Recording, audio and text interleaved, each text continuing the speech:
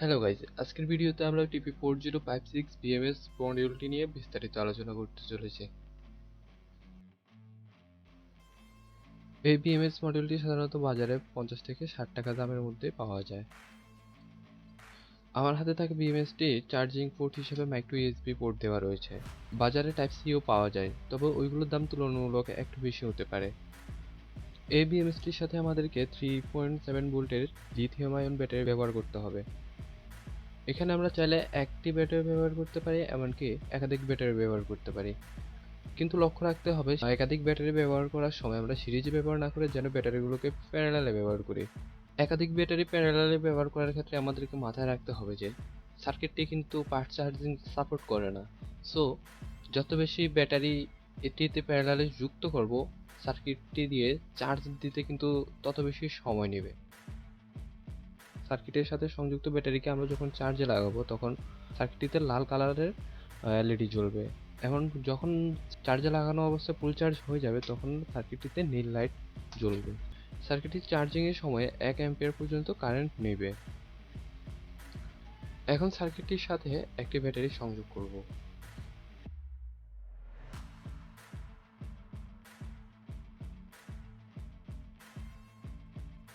প্রথমে সার্কিটটির সাথে দুটি তার সোল্ডারিং করে নিলাম ব্যাটারির জন্য।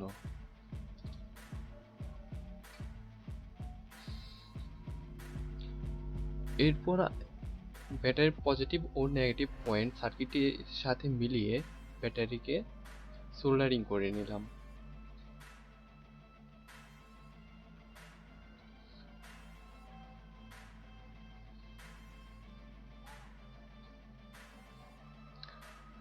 এরপর সার্কিটটির আউটপুট প্রান্তে দুটি তার সোল্ডারিং করে নিব।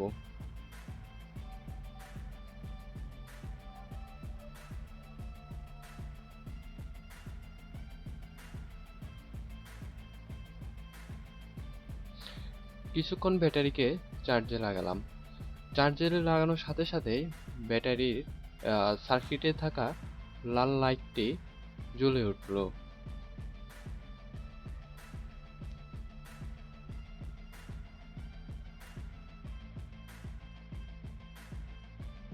চার্জ ফুল হয়ে যাওয়ার পর এখন সার্কিটটির সাথে একটি 5 ভোল্ট এলইডি মডিউল সংযোগ করে দেখব।